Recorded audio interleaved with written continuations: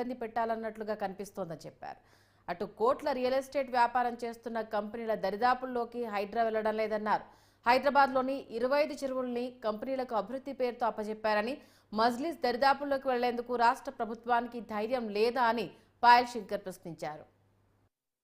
State వ్యాపారాలు చేస్తున్నటువంటి బడా కంపెనీల దగ్గరికి ఈ హైడ్రా దరిదాపులకు ఎందుకు పోతలేదు? దానిలో ఉన్నటువంటి మతలబేమిటి?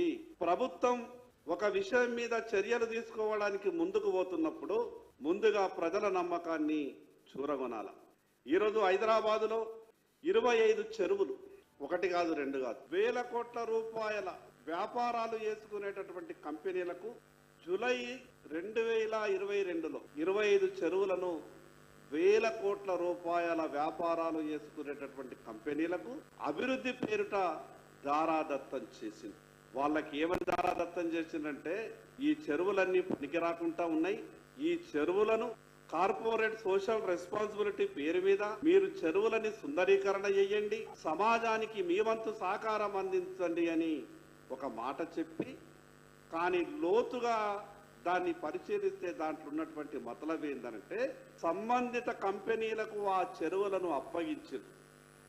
ఆ సంబంధిత కంపెనీలు ఉన్నటువంటి చెరువులను మధ్యలోకెళ్లి రోడ్లేసి కొందరు, FTL ను మట్టి పోసి పూడి చేసి కబ్జా చేస్తూ ఇంకొందరు, బఫర్ జోన్ లో నిర్మాణం చేపట్టకూడదని నియమ నిబంధనలను పక్కన పెట్టి నిర్మించడం ఇంకొందరు.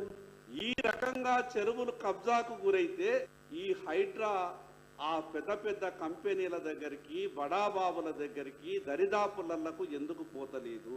హైడ్రా అధికారి ఏం మాట్లాడతాడు?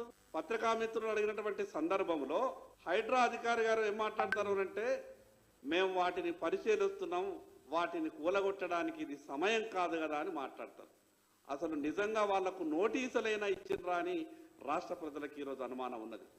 నోటీసులు ఇస్తే మీరు కనీసం చెప్పాలా, వాళ్లకు నోటీసులు మేము ఇష్యూ చేసినాం, వాళ్ళకు సమయం ఇచ్చిండ్రు, లేదా వాళ్ళు ఈ ఫలానా తేదీ వరకు వాళ్ళకు వాళ్ళే ఖాళీ చేస్తామన్నారు అనేది కనీసం సమాధానం చెప్పాలా.